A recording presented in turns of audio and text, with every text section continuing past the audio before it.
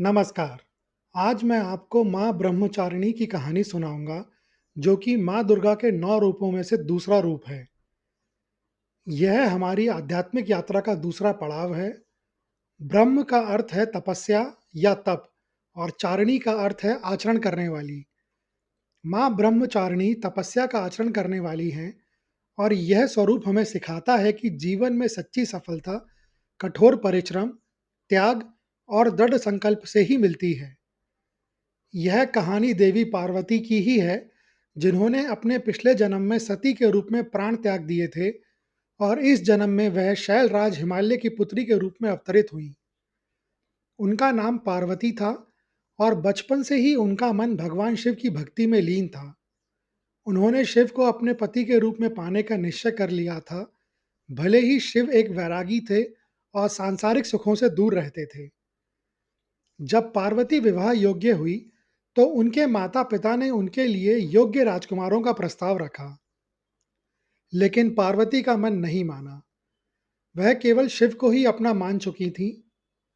उन्होंने नारद मुनि से परामर्श लिया, जिन्होंने उन्हें बताया कि शिव को पाने का एकमात्र मार्ग घोर तपस्या है। इसके बाद पार्वती ने अपनी राजसी जीवन छोड़कर एक तपस्विनी का जीवन अपनाया और हिमालय के घने जंगलों में जाकर कठोर तपस्या शुरू कर दी। यह तपस्या कोई सामान्य तपस्या नहीं थी, यह त्याग और समर्पण की एक अविश्वसनीय यात्रा थी। उन्होंने शुरुआती वर्षों में केवल फल और फूल खाकर तपस्या की। अगले कुछ वर्षों में उन्होंने केवल बिल्व पत्र खाकर जीवन व्यतीत किया। जब उन्होंने अपने शरीर को और भी अधिक कष्ट देने का निश्चय किया, तो उन्होंने पत्तों को भी खाना छोड़ दिया। इसी कारण उनका नाम अपर्णा यानी कि बिना पत्तों खाने वाली भी पड़ा। उनकी कठोर तपस्या के कारण उनको तपश्चारिणी भी कहा गया, जिसका अर्थ है तप करने वाली। उनकी तपस्या इतनी कठोर थी कि उनका शरीर पूरी तरह से दुर्बल हो गया था, लेकिन उनका मन अडिग था। एक दिन उनकी माता मैना देवी ने अपनी पुत्री पार्वती को इस अकल्पनीय कष्ट में देखा, तो उनका हृदय ममता से भर उठा। वे अपनी पुत्री की यह दशा सहन नहीं कर पाईं। उनके मुख से अनायास ही यह शब्द निकल पड़े, ऊ माँ। इस प्रकार का शाब्दिक अर्थ था, ऊ यानी कि हे पुत्री, माँ यानी कि मत करो यानी तपस्या मत करो।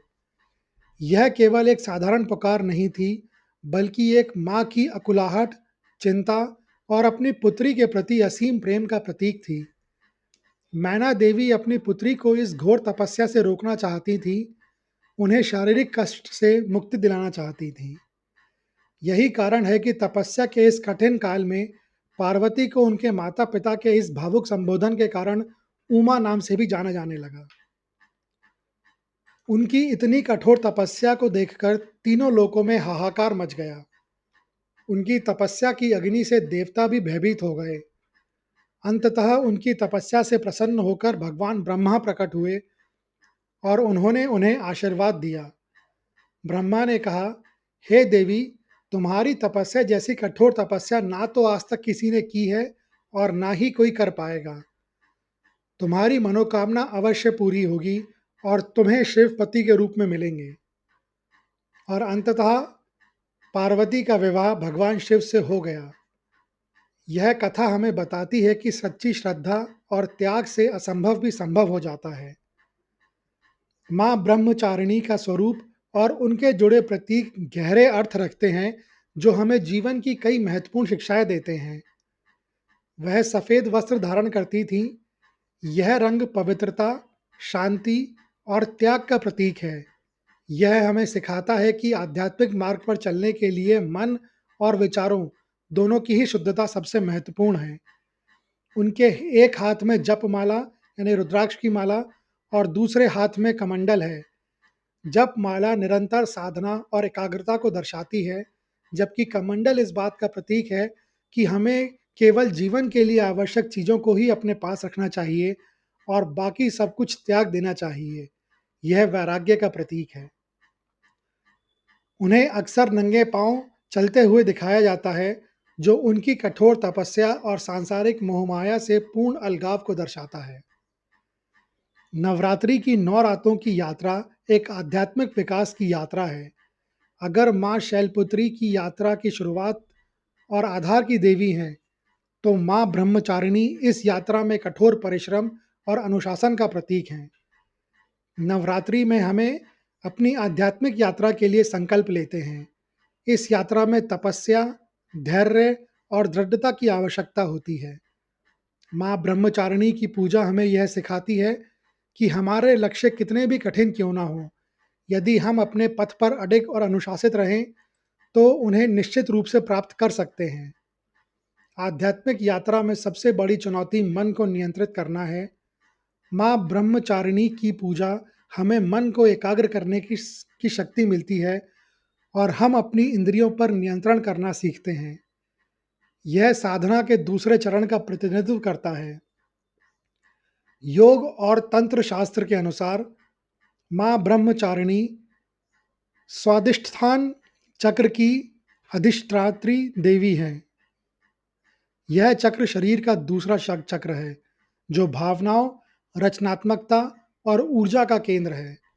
नवरात्रि के दूसरे दिन उनकी पूजा करने से यह चक्र संतुलित होता है और साधक में सकारात्मक ऊर्जा का संचार होता है। ब्रह्मचारिणी ज्ञान और शास्त्रों की देवी भी मानी जाती हैं। उनकी पूजा करने से भक्तों को शिक्षा, बुद्धि और ज्ञान प्राप्त होता है, जो किसी भी कार्य में सफलता के लिए आवश्यक है। नवरात्रि के दूसरे दिन उनकी पूजा करते समय उन्हें सफ़ेद वस्त्र और विशेष रूप से सफ़ेद फूल जैसे कमल या गुड़हल अर्पित किए जाते हैं। उन्हें मिश्री या चीनी का भोग लगाया जाता है। ऐसा माना जाता है कि इससे व्यक्ति को दीर्घायु और हर क्षेत्र में सफलता मिलती है। इस प्रकार नवरात्रि के दूसरे दिन माँ ब्रह्मचारिणी की पूजा हमें यह संदेश देती है कि अगर हमें अपनी आध्यात्मिक यात्रा या जीवन के किसी भी लक्ष्य में सफलता पानी है, तो हमें अनुशासन, धैर्य और अटूट संकल्प के साथ आगे बढ़ना होगा। वह हमें अपनी आंतरिक शक्ति को पहचानने और उसे सही दिशा में लगाने का मार्ग दिखाती हैं। यह कहानी सुनने के लिए धन्यवाद। अगर आपको यह कहानी अच्छी लगी हो, तो कृपया इस वीडियो को ज़्यादा से ज़्यादा लोगों के साथ शेयर करें, लाइक करें व चैनल को सब्सक्राइब करें।